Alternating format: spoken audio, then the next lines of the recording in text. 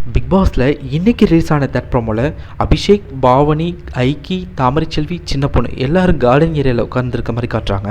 அதில் தாமரைச்செல்வி ரொம்பவே ஃபீல் பண்ணி பேசிகிட்டு இருந்திருப்பாங்க போல் ஐக்கி பேரி அண்ட் பாவனி கிட்ட. அப்போது அபிஷேக் என்றாகிறாரு. அபிஷேக் வந்து எதை சொல்ல அதை கேட்டு தாமரைச்செல்வி ரொம்பவே ஃபீல் பண்ணி எமோஷன்ஸ் ஆகி அழ ஆரம்பிச்சிடுறாங்க. என்னதான் ஃபீல் பண்ணி பிஜிஎம் போட்டாலும் சும்மா இருந்தவங்கள சுரண்டி விட்ட மாதிரி தானே இருந்தது நமக்கு. ஏன்னா தாமரைச்செல்வி அவங்க ஏதோ ஃபீல் பண்ணி ரிலாக்ஸ் பண்ணிட்டு இருந்தாங்க. அந்த டைமில் ஓவர் எமோஷ்னலாக இவர் பேசினது கேட்டு தாமரைச்செல்வி அழ ஆரம்பிச்சிடுறாங்க. அபிஷேக் சொல்கிறாரு, நீ இந்த ஷோக்கு வரது யாரோ ஒருத்தர் பண்ண முடிவு இல்லை, பல பேரோட முடிவு. அந்த முடிவு எதுக்குன்னா உன் கதையை உறக்க சொல்லணும்னு இந்த உலகத்துக்கு. உன் மகன் கண்டிப்பாக உன்கிட்ட வருவான். எவன் பேசி எவன் மனசில் வந்துச்சோ இல்லையோ தெரியல, உன் பேச்சு பலர்கிட்ட போய் உடைக்க போகுது சுக்குநூறா அப்படின்னு சொல்கிறாரு. அதனால நீ ஜெயிச்சு தான் ஆகணும் அப்படின்னு சொல்கிறாரு.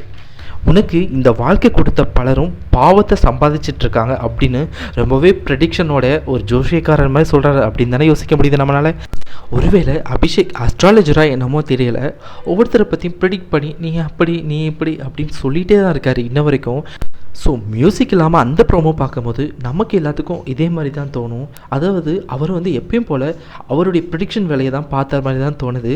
ஆனால் அதில் ரொம்ப ஒவ்வொரே எமோஷன் ஆகி தாமரைச்செல்வி அந்த இடத்துல அழக ஆரம்பிச்சிடுறாங்க. ஸோ அபிஷேக் என்ன நினைக்கிறாருன்னா, இந்த இடத்துல நம்ம இந்த மாதிரிலாம் பேசினா இது வந்து மக்கள்கிட்ட ரிஜிஸ்டர் ஆகும் அப்படின்ட்டு கேமரா கான்சியஸோடு தான் இதெல்லாம் பேசிகிட்டு இருக்காருன்னு நினைக்கிறேன். ஸோ இது வந்து போக போக தெரியும்.